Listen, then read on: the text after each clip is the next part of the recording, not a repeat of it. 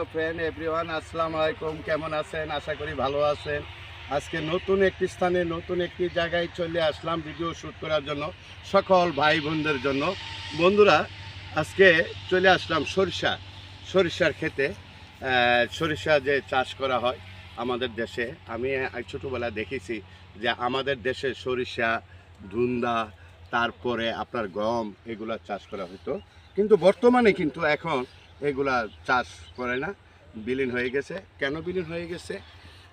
বিশেষ করে আমাদের দেশে যখন, বাংলাদেশে যখন এরি ধান যখন চলে আসছে, এরপর থেকে এই ফসলগুলো আস্তে আস্তে বিলীন হয়ে গেছে।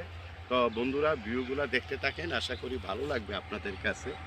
আর ভিডিওটা যদি ভালো লাগে, লাইক কমেন্ট শেয়ার করে দিবেন, অন্য বন্ধুদেরকে দেখার সুযোগ করে দেবেন।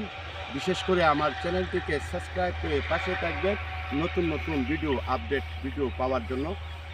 ভাইয়ারা আপুরা, এই যে দেখেন ভিউগুলো দেখতে থাকেন, প্রকৃতি দৃশ্যগুলো অনেক সুন্দর দেখার মতন। আর আমি যে স্থানে দাঁড়ায় আছি, এই জায়গাটার স্থান হলো বিরামপুর কদমতলি। ভিউগুলো দেখতে থাকেন, অনেক সুন্দর। আর এইখানে সরিষার ক্ষেত্রে কিন্তু বর্তমানে অনেক ভাই বোনরা আসে সেলফি তোলার জন্য, ছবি তোলার জন্য, এবং বেড়াইতেও আসে।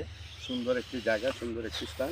আপনারাও আসতে পারেন, বেড়াতে আসতে পারেন, কারণ এখানে যারা বসবাস করে সবাই কিন্তু অনেক ভালো মনের অধিকারী। সবাইকে আপ্যায়ন করে, মেহমান হিসাবে করে। ভয়ের কোনো কারণ নেই, কোনো চিন্তারও কোনো কারণ নেই, আসতে পারেন। ভিডিওটি যদি ভালো লাগে শেয়ার করে দেবেন। আর আমার ভাইয়া ভিডিও ম্যান, যিনি ভিডিও তৈরি করতেছে, ওনাকেও অসংখ্য ধন্যবাদ। ভাইয়া, আপনি একটু ভিউগুলো দেখেন তো, একটু পিছনে ওই যে সূর্য অস্ত যাচ্ছে। বন্ধুরা, দেখতে থাকেন সূর্য কীভাবে অস্ত যাচ্ছে। আর এই পাশে